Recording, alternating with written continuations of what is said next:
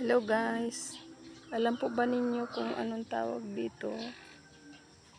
Yan, ang dami pong bunga guys, kumpul-kumpul. Hanggang mula sa baba, hanggang sa itaas.